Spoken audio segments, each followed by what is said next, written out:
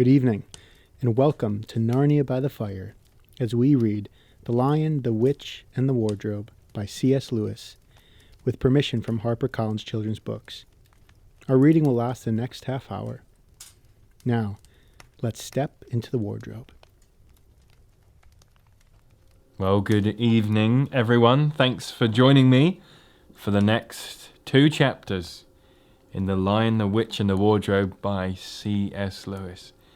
If you remember last time, the beavers and the children were off to find Aslan, thinking that the witch could be chasing them down. Let's see what happens next. Chapter 9, In the Witch's House. And now, of course, you want to know what happened to Edmund. Had he really eaten his share of dinner, or hadn't really enjoyed it because he was thinking about Turkish delight? And there's nothing that spoils the taste of good ordinary food half as much as the memory of bad magic food. Now he had a conversation, or he heard the conversation, and he hadn't enjoyed it much either, because he kept on thinking that the others were taking no notice of him and trying to give him the cold shoulder. They weren't, but he imagined it. And then Edmund, he had listened until Mr. Beaver had told about Aslan, until he heard about the whole arrangement for meeting Aslan at the stone table. It was then that he began to very quietly edge himself under the curtain which hung over the door, for the very mention of Aslan gave him a mysterious and horrible feeling, just as it gave the others a mysterious and lovely feeling. Just as Mr. Beaver had been repeating the rhyme about Adam's flesh and Adam's bone, Edmund had been very quietly turning the door handle, and just before Mr. Beaver had begun telling them about the White Witch, and that she wasn't really human at all, but half djinn and half giantess, Edmund had got outside into the snow and cautiously closed the door behind him. You mustn't think that even now Edmund was quite so bad that he actually wanted his brothers and sisters to be turned to stone. He didn't want Turkish delight, and he did want Turkish delight, and to be a prince, and later a king, and to pay Peter out for calling him a beast. As for what the witch would do with the others, he didn't want her to be particularly nice to them, certainly not to put them on the same level as himself, but he managed to believe, or to pretend he believed, that she wouldn't do anything very bad to them.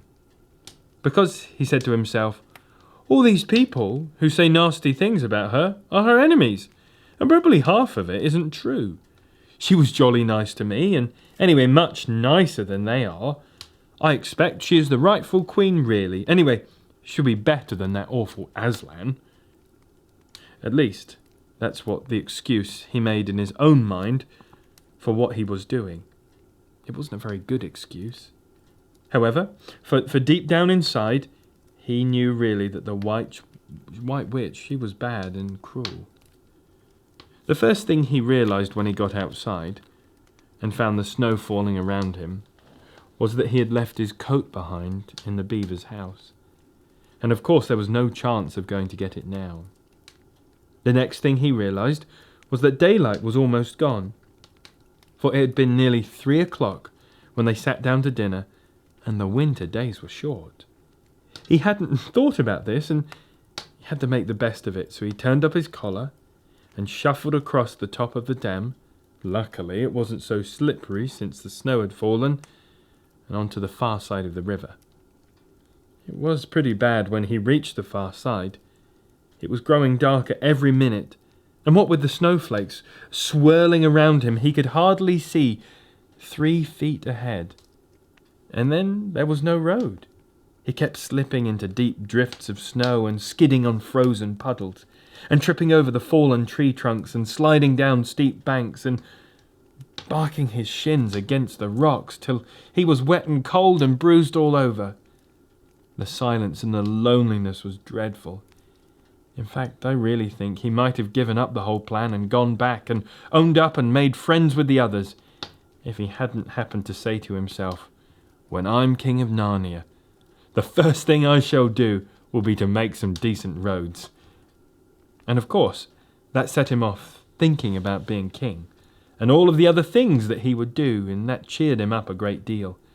You see, he had settled in his mind what sort of palace he would have, and how many cars, and all about his private cinema, and where the principal railways would run, and what laws he would make against beavers and dams, and was putting the finishing touches to some of his schemes for keeping Peter in his place, when suddenly the weather changed. First the snow stopped. Then a wind sprang up and became freezing cold. Finally the clouds rolled away and the moon came out. It was a full moon, and shining on all that snow. It made everything almost as bright as day, only the shadows were rather confusing. He would never have found his way, had the moon not come out in time, and he got to the other river. Remember, he had seen that river when they first arrived at the beaver's place. A smaller river, flowing into the great lower one. And he had now reached this, he turned up to follow it. But the little valley down which he came was much steeper and rockier than the one he had just left, and much more overgrown with bushes, so that he could not have managed it at all in the dark. Even as it was, he got wet, for though he had to stop under the branches, great loads of snow came sliding off onto his back, and every time this happened, he thought more and more how he hated Peter, just as if all of this had been Peter's fault. But at last he came to the part where it was more level, and the valley opened out. And there, on the other side of the river, quite close to him, in the middle of the little plain between two hills, he saw what must have been the White Witch's house. And the moon was shining brighter than ever. The house really was a small castle. It seemed to be all towers, little towers with long painted spires on them, as sharp as needles. They looked like huge dunces' caps or sorcerers' caps, and they shone in the moonlight, and their long shadows looked strange on the snow. Edmund began to be afraid of the house. But it was too late to think of turning back now. He crossed the river on the ice and walked up to the house. There was nothing stirring, not the slightest sound anywhere. Even his own feet made no noise on the deep, newly fallen snow. He walked on, past the corner of the house, and past the turret after turret to find the door. He had to go right up to the far side before he found it. It was a huge arch, but the great iron gates stood wide open. Edmund crept up to the arch and looked inside, into the courtyard, and there he saw a sight that nearly made his heart stop beating. Just inside the gate, with the moonlight shining on it, stood an enormous lion, crouched as if it was ready to spring. And Edmund stood in the shadow of the arch, afraid to go on and afraid to go back, with his knees knocking together. He stood there so long that his teeth would have been chattering with cold, even if they were not chattering with fear. How long this really lasted, I don't know. But it seemed to Edmund to last for hours. Then at last he began to wonder why the lion was standing so still, for it hadn't moved 1 inch since he first set eyes on it. Edmund now ventured a little nearer, keeping in the shadow of the arch as much as he could. He now saw, from the way the lion was standing, that it couldn't have been looking at him at all. But supposing it turns its head, thought Edmund, but in fact it was staring at something else, namely a little dwarf who stood with his back to it about 4 feet away. Ah! thought Edmund. When it springs at the dwarf, then there'll be my chance to escape. But still the lion never moved, and nor did the dwarf. And now at last Edmund remembered what the others had said about the White Witch. She turned people into stone. Perhaps this was only a stone lion, after all. And as soon as he had thought of it, he noticed that the lion's back and the top of his head was covered in snow. Of course it was only a statue. No living animal would let itself get covered with snow. And then very slowly, with his heart beating, as if it would burst, Edmund ventured to go up to the lion. Even now he hardly dared to touch it. But at last he put out his hand, and very quickly, and he did touch it. It was a cold stone. It had been frightened. He had been frightened of a mere statue. The relief which Edmund felt was so great that in spite of the cold he suddenly got warm all over, right down to his toes. And at the same time there came into his head what seemed a perfectly lovely idea. Probably, he thought, this is the great lion Aslan that they were all talking about. She's caught him already, and she's turned him to stone. So that's the end of all their fine ideas about him. Pfft, who's afraid of Aslan? And he stood there gloating over the stone lion. And then he did something very silly and childish. He took a stump of a lead pencil out of his pocket and scribbled a moustache onto the lion's upper lip and a pair of spectacles onto its eyes. Yeah, you silly old Aslan. How do you like being turned into stone? You thought yourself mighty fine, didn't you? But in spite of the scribbles on it, the face of the great stone beast still looked so terrible and sad and noble, staring up in the moonlight. That Edmund, he didn't really like to get any fun out of jeering at it. He turned away and began to cross the courtyard. As he got into the middle of it, he saw that there were dozens of statues all about. It's standing here and there, rather as pieces on a chessboard when it's only halfway through the game. There were stone satyrs and stone wolves and bears and foxes and catamountains of stone. There were lovely stone shapes that looked like women, but who were really the spirits of trees? There was the great shape of a centaur, and a winged horse, and a long, lithe creature that Edmund took to be a dragon. They all looked so strange standing there, perfectly lifelike, and also perfectly still in the bright cold moonlight, that it was eerie to walk across the courtyard. Right in the very middle stood a huge shape of a man, but as tall as a tree, and with a fierce face and a shaggy beard and a club in its right hand. Even though he knew that he was only a stone giant and not a live one, Edmund did not like going past it. And now he saw that there was a dim light showing from a doorway on the far side of the courtyard. He went into it, and there was a flight of stone steps going up to an open door. Edmund went up to them. Across the threshold lay a great wolf. It's all right, he kept saying to himself. It's only a stone wolf. It can't hurt me. And he raised his leg to step over it, and instantly the huge creature rose, with all the hair bristling along its back. It opened its great red mouth and said in a growling voice, "Who's there? Who's there? Stand still, stranger, and tell me who you are."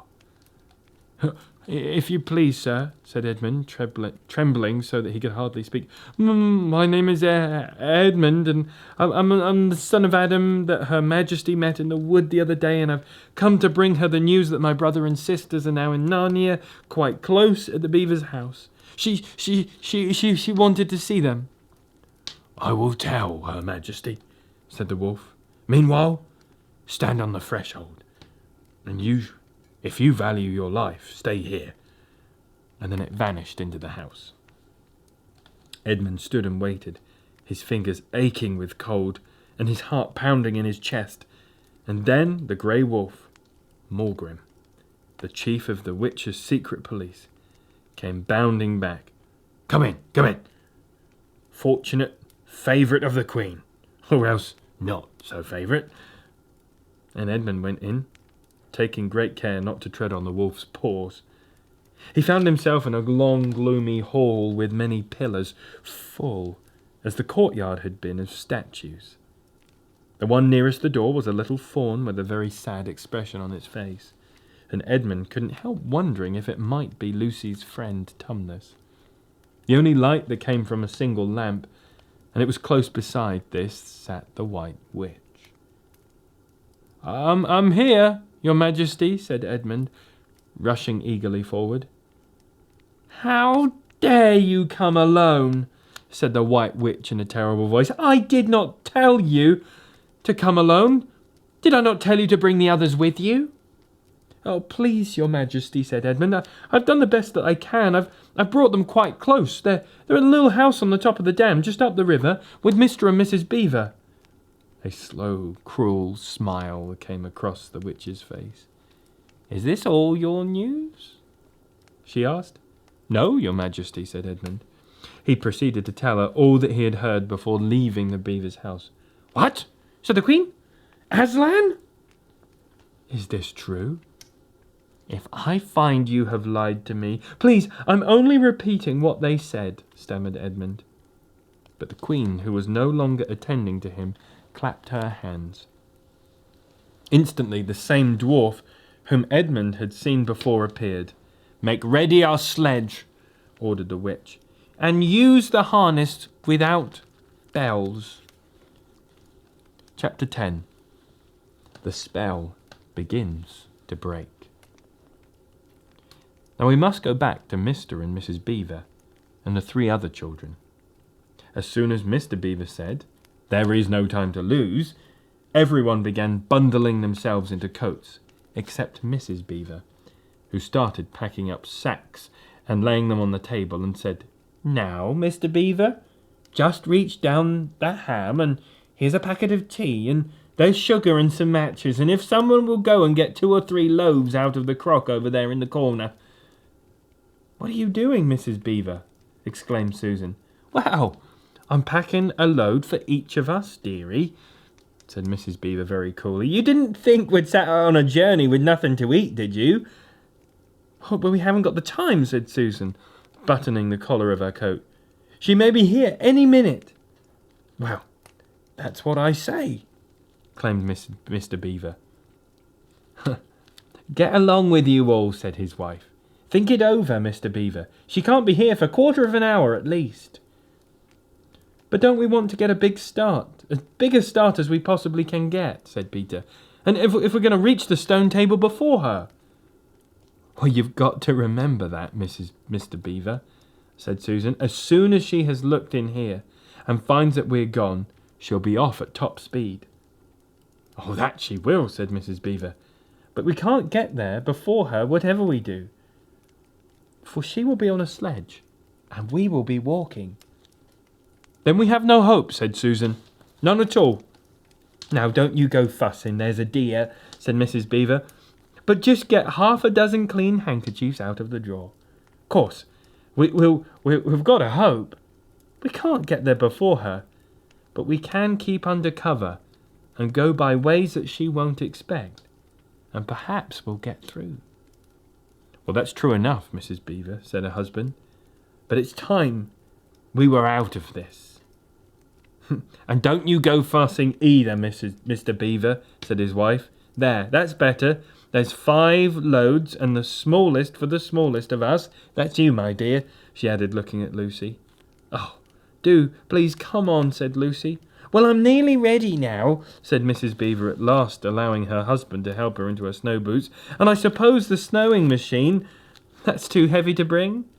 "Oh, yes, it is," said Mr. Beaver. "A great deal too heavy. And you don't think that you'll be able to use it while we're on the run, I suppose?" "Well, I can't abide by the thought that the witch fiddling with this," said Mrs. Beaver, "and breaking it or stealing it, as likely or not." "Oh, please, please, please hurry up," said the 3 children. And so at last they all got outside, and Mr. Beaver locked the door. "It'll delay her a bit," he said. And they set off, carrying the loads over their shoulders. The snow had stopped, and the moon had come out when they began their journey. And then they went in single file. First Mr. Beaver, and last of all Mrs. Beaver, led them across the dam and on to the right bank of the river, and then along a very rough sort of path among the trees right down to the river bank. The sides of the valley were shining in the moonlight, and towered up far above them on either hand. "Best you'll keep down here as much as possible," he said. "She'll have to keep to the top. for you couldn't bring a sledge down here. It would have been pretty enough, a pretty scene enough, to look at through the window of a comfortable armchair. And even as things were, Lucy enjoyed it at first. But as they went on walking, and walking, and walking, and as the sack she was carrying felt heavier and heavier, she began to wonder how she was going to keep up at all. And she stopped, looking at the dazzling brightness of the frozen river, with all of its waterfalls of ice and the white masses on the tops of the trees and the great glaring moon and the countless stars, and she could only watch the little short legs of Mr. Beaver going pad, pad, pad, pad, through the snow in front of her, as if they were never going to stop. And then the moon disappeared, and the snow began to fall once more. And at last Lucy was so tired, she almost gave up.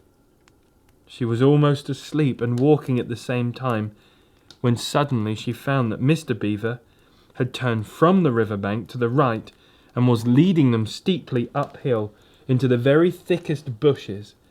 And then she came fully awake. She found Mr. Beaver was just vanishing into a little hole in the bank, which had almost hidden under the bushes until you were quite on top of it.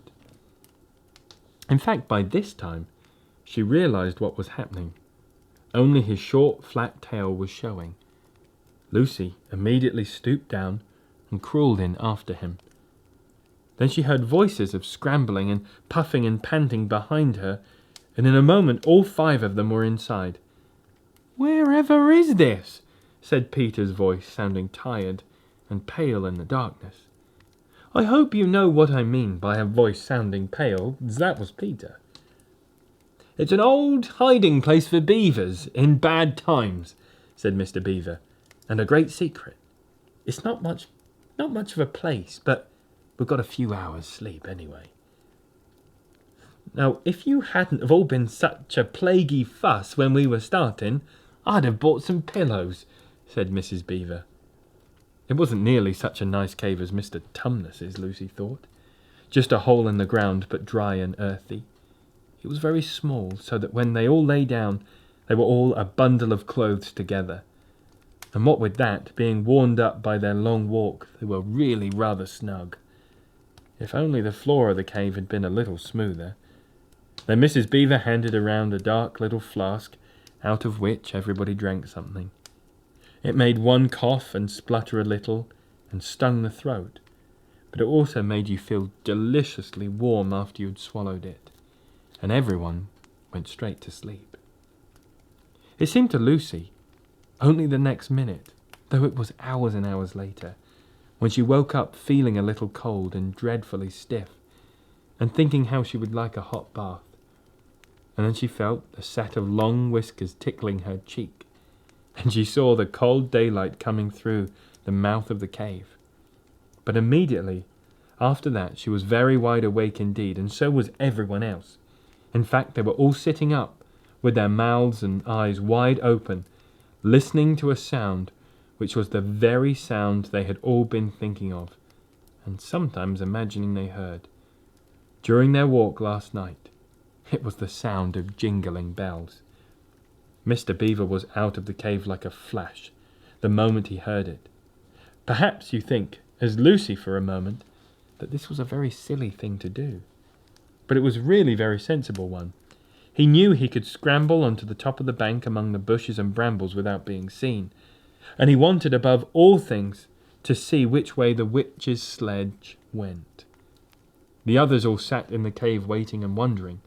They waited nearly 5 minutes, and then they turned, and then they heard something that frightened them very much. They heard voices. "Oh," thought Lucy, "he's been seen. Mr. Beaver's been caught." Great was their surprise when a little later they heard Mr. Beaver's voice calling them from outside the cave. "It's all right," he said, shouting. "Come in. And Mrs. Beaver, come on out, come on out. Come on, sons and daughters of Adam. It's all right. It isn't her." This was bad grammar, of course, but that's how beavers talk when they're excited. I mean, in Narnia. In our world, they don't usually talk at all. So Mrs. Beaver and the children came bundling out of the cave, all blinking in the daylight and with the earth all over them, and looking very frowsty and unbrushed and uncombed, and with sleep in their eyes. "Come on," said Mr. Beaver, who was almost dancing with delight. "Come and see. This is a nasty knock for the witch. It looks as if her power is already crumbling." "What do you mean?" Mr. Beaver panted Peter, as they scrambled up the bank to the valley together. "Didn't I tell you," answered Mr. Beaver, "that she made it always winter and never Christmas? Didn't I tell you?" "Well, just come and see this." And then they were all there on the top, and they did see. It was a sledge, and it was reindeer, with bells on their harness. But they were far bigger than the witch's reindeer, and they were not white, but they were brown. And on the sledge sat a person whom everyone knew the moment they set eyes on him. He was a huge man, in a bright red robe, bright as holly berries, with a hood, and had fur inside, and a great white beard that fell like a foamy waterfall over his chest. Everyone knew him, because, though you see people of his sort only in Narnia, you see pictures of them, and hear and talk about them even in our world on this side of the wardrobe door. But when you really do see them in Narnia, it's rather different. Some of the pictures of Father Christmas in our world make him look very funny and jolly. But now that the children actually stood looking at Father Christmas, they didn't find him quite like that. He was so big and so glad and so real that they all became quite still. They felt very glad, but very solemn. "I've come at last," said he. "She has kept me out for too long, and I have got in at last. Aslan is on the move. The witch's magic is weakening." Lucy felt running through her that deep shiver of gladness which you only get if you're being solemn and still. "And now," said Father Christmas, "for your presents. There is a new and better sewing machine for you, Mrs. Beaver, and I will drop that at your house as I pass. But if you please, sir," said Mrs. Beaver, making a curtsy, "it is locked up." "Locks and bolts make no difference to me," said Father Christmas. "And as for you, Mrs. Beaver, when you get home, you will find your dam finished and mended, and all of the leaks stopped, and a new sluice gate fitted." Mr. Beaver was so pleased that he opened his mouth very wide and found that he couldn't say anything at all. "Peter, Adam's son," said Father Christmas. "Here, sir," said Peter. "These are your presents," was the answer. "And they are tools, not toys. The time to use them is perhaps near at hand, but bear them well." With these words he handed to Peter a shield and a sword. The shield was the colour of silver, and across it there ramped a red lion, as bright as a ripe strawberry, at the moment when you pick it. The hilt of the sword was gold, and it had a sheath, and the sword belt and everything it needed, and it was just the right size and weight for Peter to use. Peter was silent and solemn as he received these gifts, and he felt they were a very serious present. "Susan, Eve's daughter," said Father Christmas, "these are for you." And he handed her a bow and quiver full of arrows, and a little ivory horn. "You must use the bow only in great need," he said, "for I do not mean you to fight in the battle. It does not easily miss. When you put this horn to your lips and blow it, then, wherever you are, I think help of some kind will come for you." Last of all, he said, "Lucy, Eve's daughter." And Lucy came forward. He gave her a little bottle of what looks like glass, but people said afterwards that it was made of diamond, and a small dagger. "In this bottle," he said, "there is a cordial made of juice of one of the fire flowers that grow in the mountains of the sun. If you or any of your friends is hurt, a few drops of this will restore them, and the dagger is to defend yourself in great need. for you also are not to be in the battle."